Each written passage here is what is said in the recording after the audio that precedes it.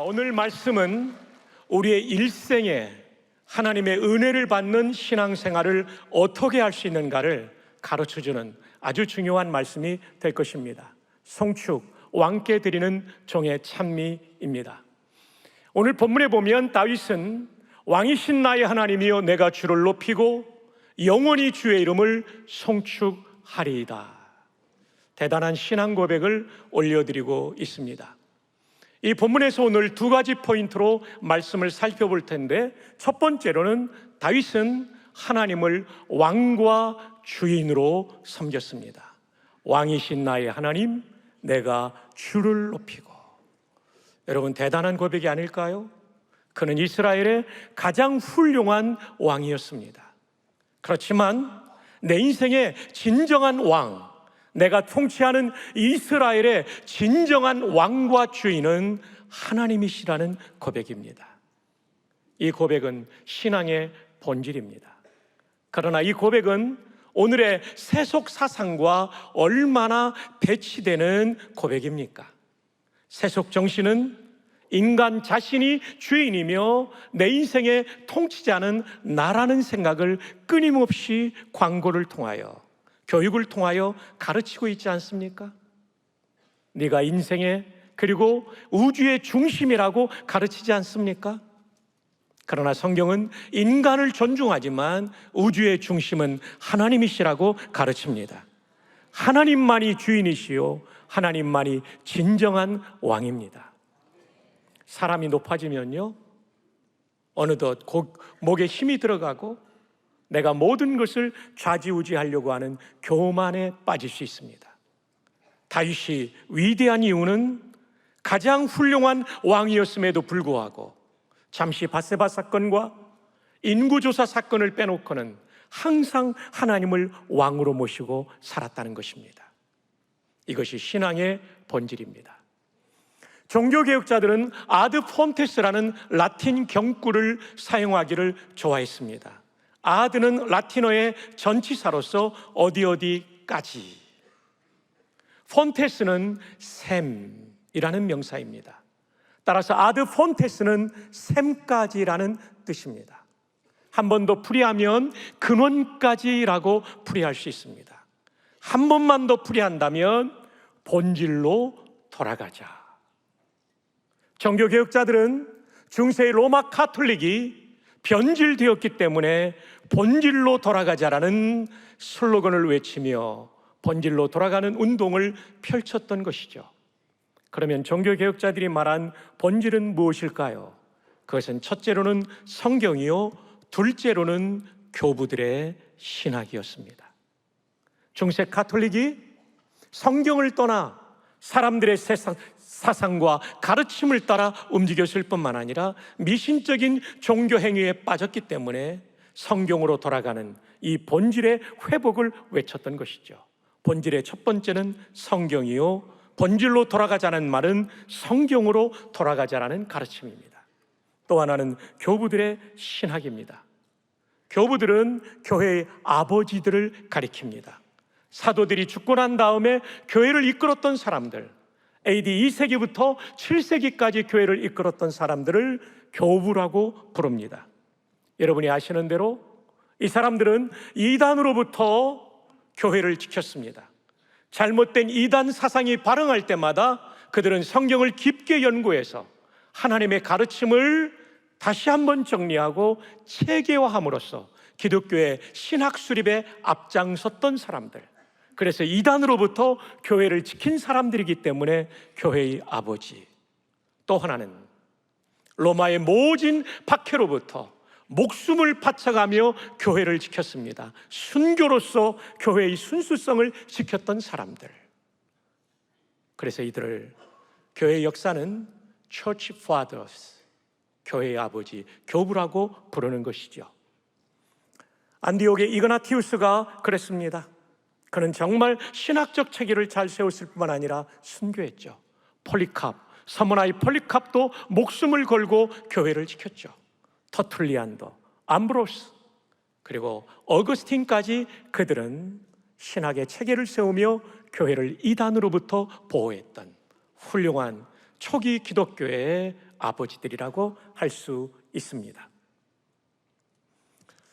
자, 본질로 돌아가자는 얘기는 성경으로 돌아가자, 그리고 교부들의 신학으로 돌아가자인데, 그 중에 본질인 성경에 초점을 맞추어서 이 성경의 핵심 진리는 무엇일까요? 여러 내용이 있지만 그 중에 하나를 오늘 본문의 근거에서 말씀드린다면, 하나님은 왕이시고 우리는 종이다.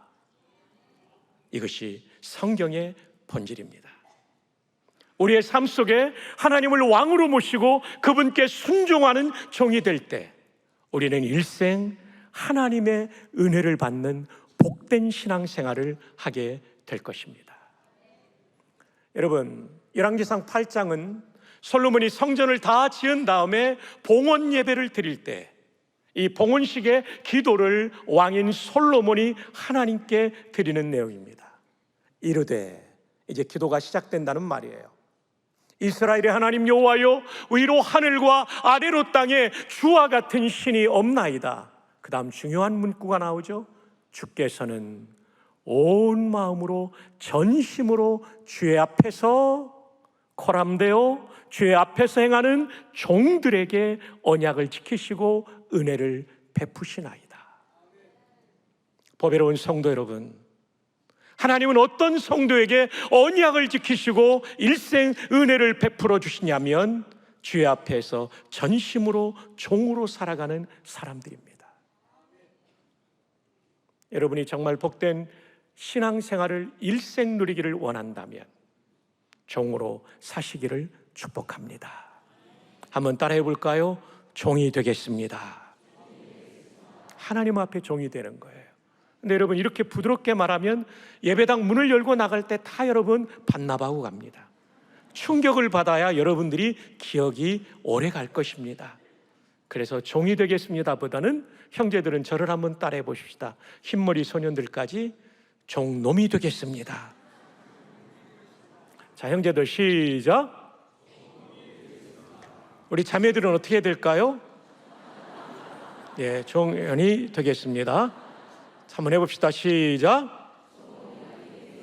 자, 옆에 있는 분에게 좋은 종놈, 용년되라고 하이파이브로 두세 분 이상 인사합시다. 시작.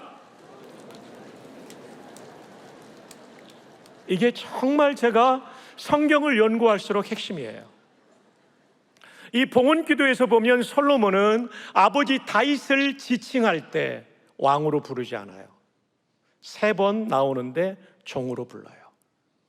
열왕기상 8장 24절, 주께서 주의 종 내 아버지 다윗에게 하신 말씀을 지키사 주의 입으로 말씀하신 것을 손으로 이루심이 오늘과 같으니이다.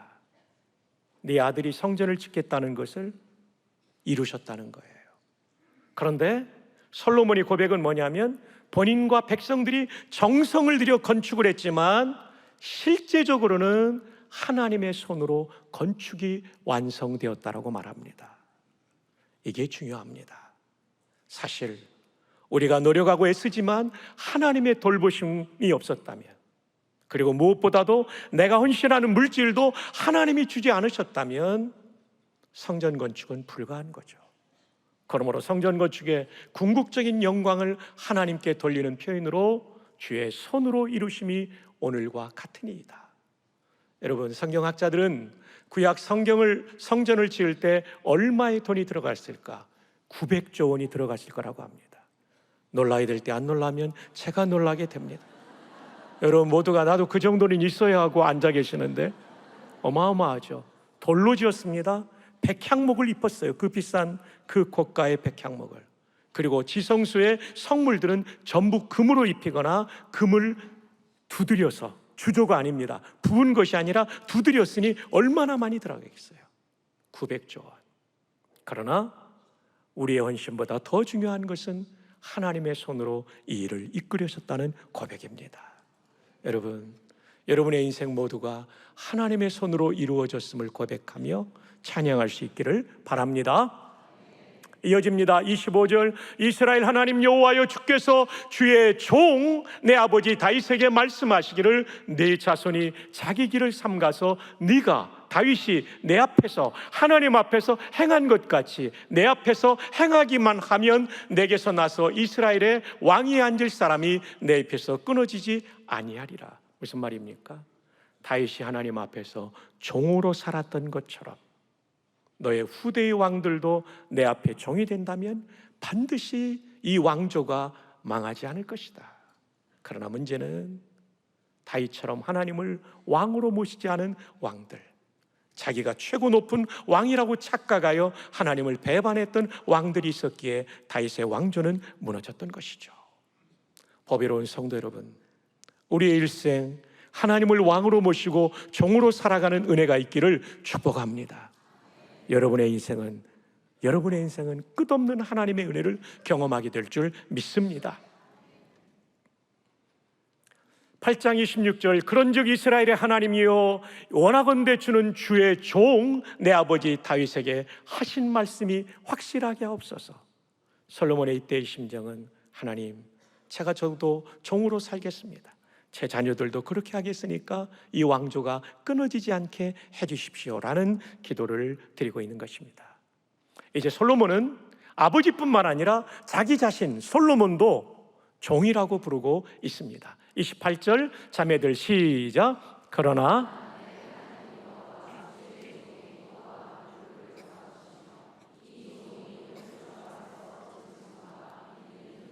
솔로몬도 자신을 주의 종이라고 부르고 있습니다. 형제들 29절 주께서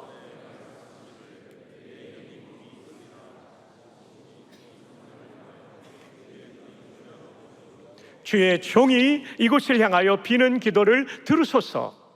30절 주의 종과 주의 백성 이스라엘이 이곳을 향하여 기도할 때 주는, 하나님을 주라고 말하죠, 그 간구함을 들으시되 주께서 계신 곳 하늘에서 들으시고 들으시사 사하여 주옵소서. 이스라엘 역사에 가장 위대했던 왕들이 한결같이 종의 위치에 서서 하나님을 섬기던 사람들이었습니다. 그들의 인생의 어려움은 자기가 왕이 될 때, 밧세바 사건 인구조사죠. 솔로몬은 이방 여인들을 부인으로 맞이하며 그들의 우상을 섬길 때, 그러나 인생의 황혼역에 그는 하나님께 돌아와 전도서를 쓰면서 헛되고 헛되니 모든 것이 헛되도다. 젊은 날 창조주 하나님을 기억하는 것만이 인생의 진정한 행복이다 라고 고백하고 있지 않습니까? 다시 종의 위치로 돌아오는 것이죠.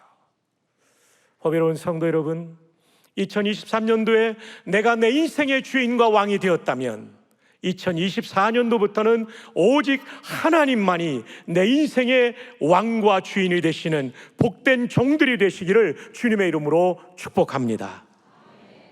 자, 이제 문제를 내드립니다. 일생을 하나님의 은혜로 살고 싶다면 어떻게 해야 될까요? 선택할 지문은 2개인데 저는 주로 정답을 2번에 둔다는 것을 미리 말씀드립니다. 1번, 내 맘대로 살아도 된다. 2번, 순종하는 종으로 살아야 한다. 정답은 몇 번일까요? 여러분 저를 신뢰해 주셔서 고맙습니다. 2번입니다. 순종하는 종으로 살 때만. 그래서 순종이 제사보다 낫다는 말씀 하지 않습니까? 일생 행복할 수 있는 것이에요. 한 번만 더 옆에 있는 분에게 우리 이번에는 부드럽게 말합시다. 꼭 종으로 사세요. 근데 여러분, 요즘 젊은이들은 컴퓨터와 SNS에 종이 된 사람들이 많습니다. 거기 매여 사는 사람들이 많아요. 그래서 컴퓨터를 위한 기도문도 나왔다고 하지 않습니까? 한번 들어보셨을 텐데요. 메모리에 있는 우리 프로그램 암호를 거룩하게 하옵시며 운영체계에 임하옵시며 명령이 모니터에서 이룬 것 같이 프린터에서도 이루어지이다. 오늘날 우리에게 일용할 데이터를 주옵시고 우리가 우리에게 죄 지은 자를 사하여 준 것 같이 파일의 에러를 사하여 주옵시고 우리를 다운에 들게 하지 마옵시며 다만 정전에서 구하옵소서. 대개 CPU와 하드와 USB가 컴퓨터께 영원히 있사옵나이다. 엔터. 기억하십시오. 컴퓨터는 우리에게 속죄의 은총을 줄 수 없고 영생을 줄 수 없죠. 오직 하나님만이 우리의 인생을 속죄하여 구원하시며 우리를 영원토록 이끌 참된 왕, 목자 같은 왕, 선한 목자 같은 왕이 되시는 것입니다. 자, 그렇다면 우리 모두가 이제 오늘부터 다시 한번 일생을 하나님의 종으로 살기로 다짐했는데, 그렇다면 좋은 종은 어떤 종일까요? 고대의 종을 통해 배울 수 있는 네 가지가 있어요. 고대의 좋은 종들은 네 가지가 없는 삶을 살았습니다. 첫 번째, 자기 뜻이 없었어요. 아무리 하고 싶어도 주인이 안 돼, 하지마 하면 거기서 딱 멈췄어요. 아무리 하기 싫어도 주인이 해 하면 그 일을 감당했던 사람이 좋은 종이에요. 여러분이 정말 일생 하나님의 은혜 가운데, 풍성한 은혜 가운데 살기를 원하십니까? 성경을 읽을 때 하나님 말씀하신 대로 순종하십시오. 하기 싫어도 하라고 하시면 하시고, 하고 싶어도 하지 말라고 하시면 하지 말아보세요. 또한 이 강단에서 선포되는 말씀은 살아있는 하나님의 말씀입니다. 그래서 마르틴 루터는 하나님의 말씀에는 기록된 말씀인 성경과 선포된 말씀인 설교가 있다고 하지 않았습니까? 이것은 근거가 데살로니가전서 2장 13절입니다. 바울이 데살로니가 교회를 향하여 3주밖에 사역을 하지 않았지만 그 당시 세계에서 가장 믿음으로 소문난 교회, 믿음의 역사와 사랑의 수고와 소망의 인내가 있었던 이 데살로니가 교회를 향하여 데살로니가전서 2장 13절에 이런 말씀을 하지 않습니까? 너희가 우리가 전한 말을 받을 때에 사람의 말로 받지 아니하고 하나님의 말씀으로 받음이니 진실로 그러하도다. 그러므로 이 말씀이 너희 속에 역사하느니라. 강단에서 선포되는 설교를 인문학 강의로 생각하면 그 정도의 영향만 받을 거예요. 그러나 선포된 하나님의 말씀으로 받으면 하나님의 말씀이 여러분의 인생 속에 강력하게 역사할 줄로 믿습니다. 개인적으로 성경을 묵상하거나 선포된 말씀을 받을 때 하나님의 뜻이라면 무조건 순종하는 성도들이 되시기를 주님의 이름으로 축복합니다. 두 번째, 좋은 종은 자기 돈이 없었어요.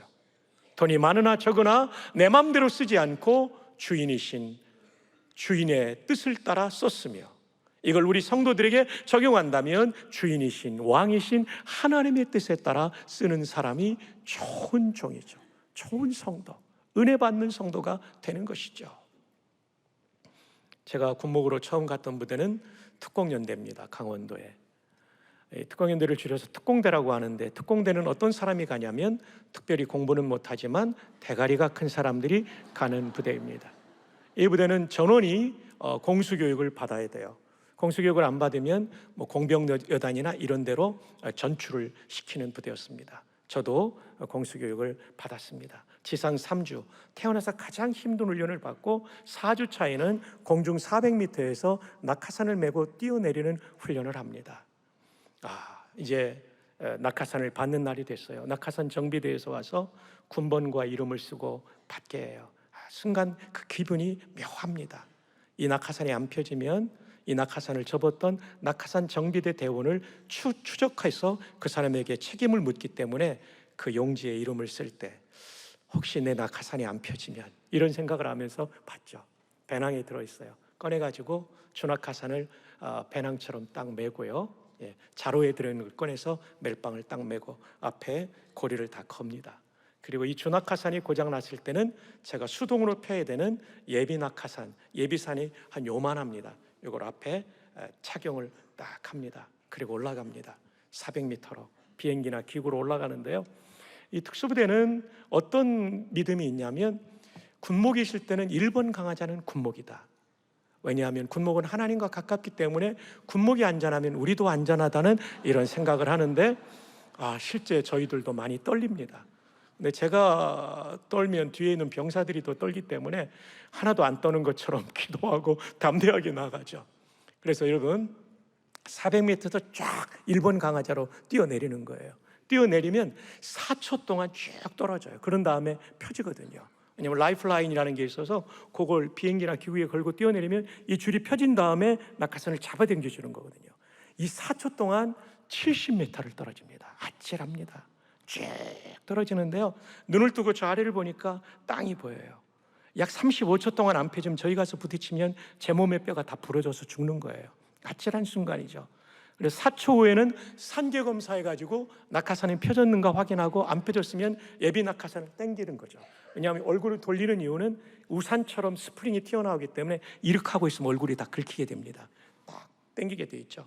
그래서 숫자를 세는데 공중에서 바람이 입으로 들어오기 때문에 1초, 2초 하면 4초 만에 펴지지만 내 귀에 소리가 안 들려요.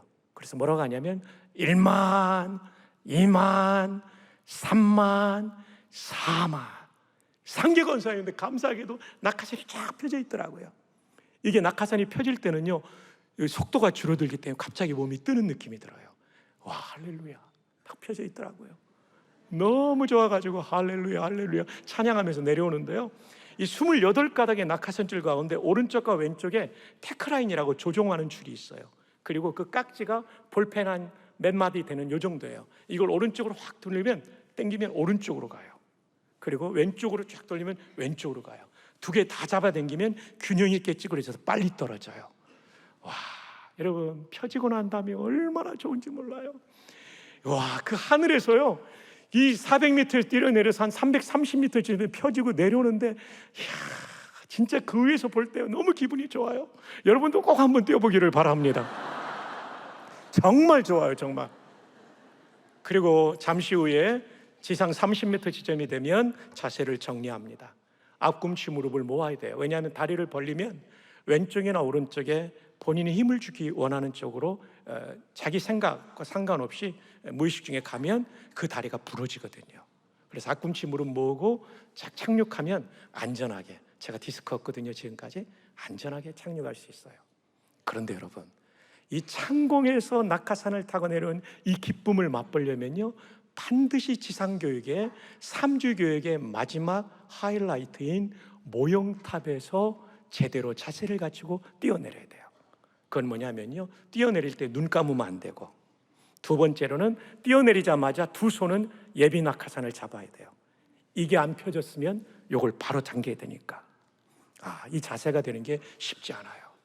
이 모형탑, 영어로 막타워라고 그러는데요, 땅에서 바라볼 때는 저 모형탑이 그렇게 안 높아 보여요. 근데 희한하게 올라가면 그렇게 겁날 수가 없어요. 높게 느껴지고. 와, 진짜 겁나요, 여러분. 하도 안 뛰어내리면 이제 기다린 사람이 수백 명이니까 훈련생이 조교가 발로 뻥 차요. 그럼 이 병사가 죽는 줄 알고 으악 하고 떨어지거든요. 근데 안 죽었어요. 도르래에 달려가지고 대롱대롱 매달려서 안전하게 가고 있어요.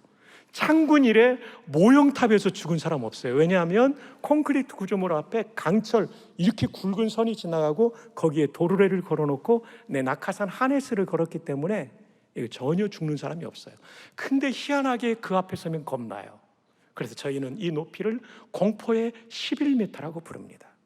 성도들에게도 공포의 11m가 있으니 11조 헌금이라고 말씀드리겠습니다. 제가 이 얘기하려고 공수교육 얘기를 했습니다.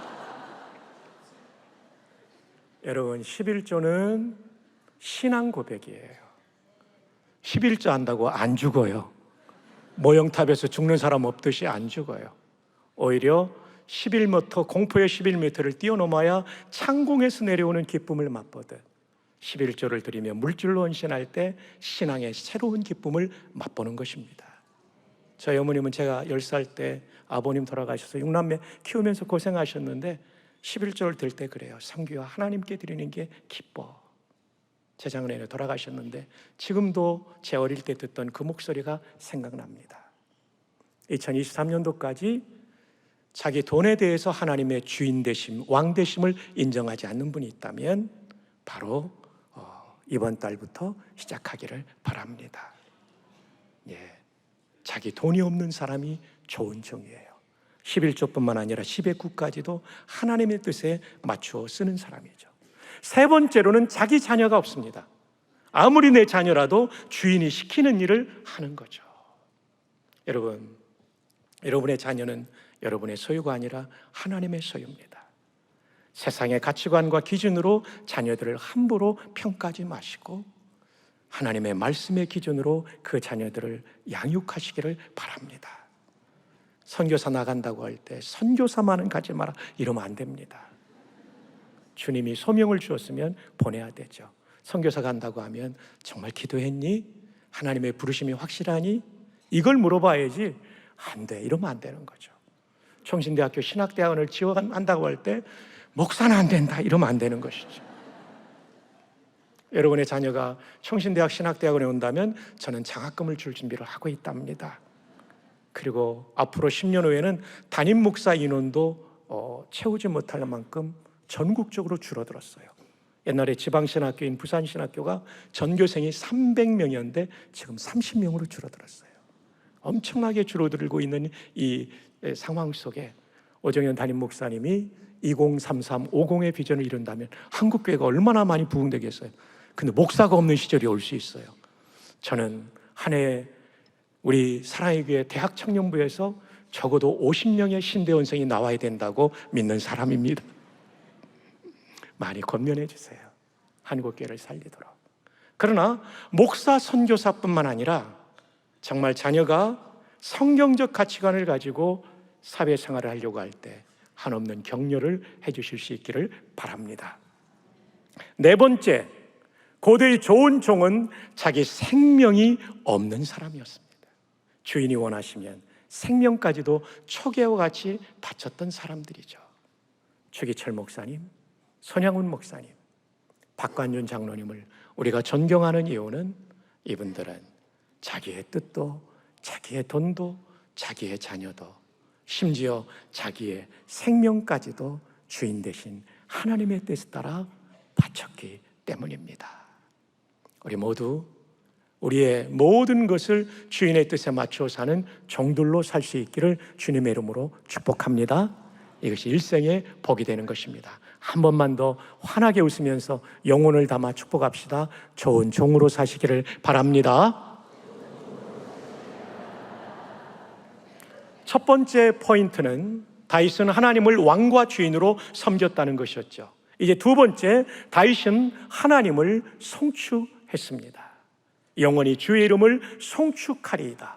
송축하다라는 히브리어는 바라크입니다. 한번 따라해 보실까요? 바라크. 거의 신대원 수준으로 발음해 주셔서 감사합니다. 영어로는 bless라고 하죠. 이 바라크라는 히브리어 동사는 주어와 목적어에 따라 세 가지 서로 다른 의미를 가지고 있습니다. 만약에 여러분이 신대원생이라면 기말고사에 내고 싶은 문제입니다. 자, 첫 번째, 사람이 주어가 돼서 다른 사람을 바라크한다고 할 때는 축복하다, 필축자의 복복자, 복을 빌어주다는 얘기죠. 두 번째, 하나님께서 주어가 되셔서 사람을 바라크한다고 할 때는 복을 주시다이죠. 왜냐하면 하나님은 복을 빌어주시는 분이 아니라 복 자체를 주시는 만복의 근원이시죠. 세 번째, 사람이 하나님께 바라크한다고 할 때는 찬송한다는 의미, 송축하다로 번역이 됩니다. 자, 이 단어를 지금 띄워드린 히브리어 영어 원어 사전에 보면 이렇게 설명하고 있어요. to adore, 찬미한다는 거죠. with, 무엇을 가지고죠? bended knees, 무릎을 꿇고 찬미한다는 겁니다. 근데 무릎이라는 단어가 복수로 사용된 것이죠. 제가 시연해 드린다면 바로 이것이죠. 이 바라크라는 찬송한다는 동사는 한 무릎을 꿇은 것이 아니고요, 두 무릎을 다 꿇은 것입니다.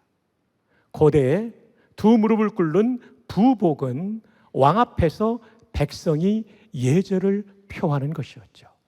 따라서 바라크라는 찬송하다라는 단어는 보통 찬송이 아니라 하나님을 왕으로 높이며 내가 종으로서 살아가면서 하나님을 찬양한다는 뜻이 바라크입니다. 히브리어에 찬양한다는 단어가 대표적으로 할랄이인데 여기서 할렐루야가 나왔죠. 할렐루는 너희들은 찬양하라. 야는 여호와의 줄임말이에요. 너희들은 여호와를 찬양하라. 복수 2인칭 명령입니다. 그 다음에 찬양하다는 단어 가운데 자마르가 있는데 일반적으로 찬양하다는 뜻으로도 쓰이고 저렇게 악기를 가지고 오케스트라가 함께 찬양할 때 자마르를 씁니다. 또 하나는 우리가 찬양할 때 손을 들고 찬양하지 않습니까? 야다가 손인데 야다는 일반적인 찬양하다는 동사로도 쓰이지만 손을 들고 찬양하다라는 의미로도 쓰입니다. 이렇게 찬양하다는 동사가 여러 개가 있습니다. 이보다 더 있습니다. 근데 그 중에 최고는 저는 바라크라고 생각해요. 두 무릎을 꿇고 창조주 하나님, 이 역사를 통치하시는 만왕의 왕 앞에 나는 종입니다 라는 마음의 태도를 가지고 하나님을 최고로 높여드리는 단어가 바라크예요. 한번 따라해 볼까요? 바라크. 옆에 하이파이브 하면서 축복합시다. 바라크. 너무 좋습니다. 여러분, 우리가 찬양하고 예배할 때마다 마음에 두 무릎을 꿇고 하나님을 찬양하는 그런 예배자가 될 수 있으면 얼마나 좋을까요? 자, 이제 소개해드리는 본문들은 바라크라는 히브리어 단어가 주어와 목적어에 따라 어떻게 달리 번역되었는지를 소개해드리는 것입니다. 창세기 12장 3절에 하나님께서 아브라함에게 하신 말씀입니다. 너를 축복하는 자에게는 내가 복을 내리고, 아브라함을 어떤 사람이 바라크할 때는 축복이라고 번역했어요. 하나님이 그 사람에게 바라크를 쓸 때는 복을 내리고로 번역되었습니다. 민수기 6장에는 제사장들에게 이스라엘 백성들을 축복하라고 하신 다음에 그들의 축복에 대해서 이렇게 반응하시겠다고 말씀하시죠. 제사장들은 이같이 내 이름으로 이스라엘 자손에게 뭐 할지니? 축복할지니. 이게 바라크입니다. 사람이 사람에게 바라크하는 것은 축복으로 번역되었어요. 제사장도 사람이잖아요. 여호와 하나님이 그들에게 바라크할 때는 뭐라고요?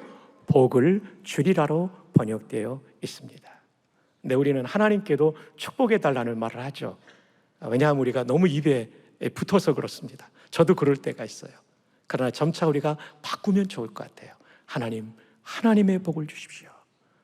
축복과 복주라는 말이 운율이 서로 좀 다르니까 여러분이 발음하기 힘들면 하나님의 복을 주십시오.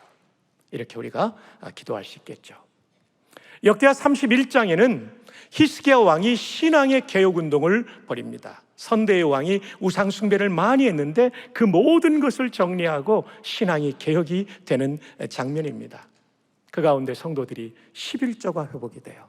11조가 회복이 되었다는 것은 돈이 내 인생의 주인이 아니라 하나님이 주인 되었다는 신앙 회복의 표징이죠. 이때 히스기야와 방백들이 와서 쌓인 더미들을 보고 성경에 오면 4개월 동안 11조 밀렸던 것을 가져오는데 너무 많으니까 4개월 동안 전국에서 11조를 가져온 거예요. 그래서 히스기야와 방백들이 여호와를 송축했고요, 그의 백성 이스라엘을 뭐 했다고요? 축복하니라. 제가 히브리어 원문을 보니까 바라크라는 단어가 미완료 3인칭 복수. 왜 복수냐면 히스기야와 방백들이 바락한 거니까요. 이 바라크라는 동사는 우리말에는 2개가 나오는 것 같지만 히브리어 원문에는 하나만 쓰였습니다. 그리고 이어지는 문장이 et 아도나이, 여호와를 바락한다고 말 때는 송축하고로 우리말로 번역하고 워엣, 무엇을이라는 전치사예요. 암모, 그의 백성이라는 말이고 이스라엘. 이게 또 하나의 목적어인데 이스라엘을 가리킬 때는 하나밖에 바라크를 쓰지 않았지만 축복하니라로 우리말로 번역했습니다. 우리말 번역이 아주 잘 된 것이죠. 기억하십시오.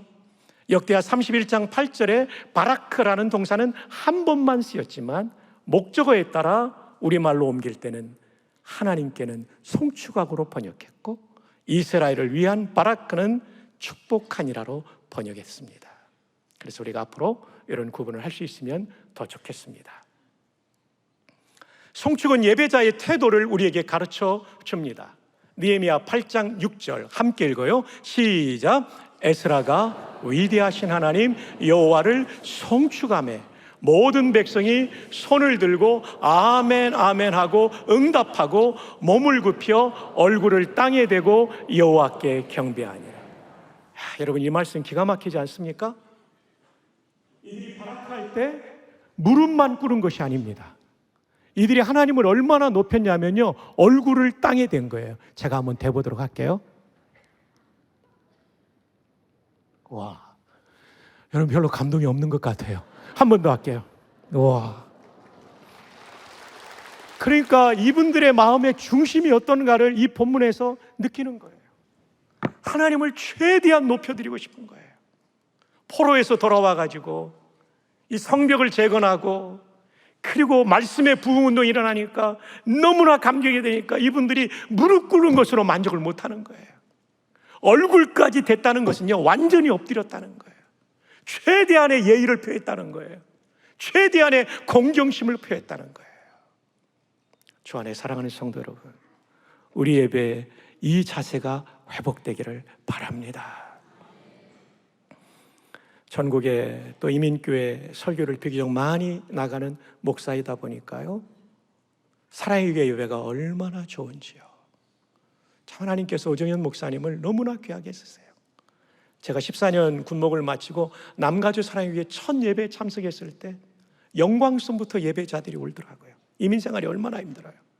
정말 하나님의 함께 하심을 강력하게 느끼는 예배예요. 사랑의 교회 예배도 그래요. 오 목사님께는 특별한 은사를 하나님 주신 것 같아요. 하나님께 영광을 올려드립니다. 사랑의 교회 찬양대 같은 찬양대가 지구상에 또 있을까요? 없습니다.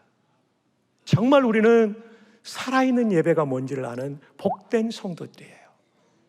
그런데 혹시 이 가운데도 예배의 매너리즘에 빠질 수 있어요.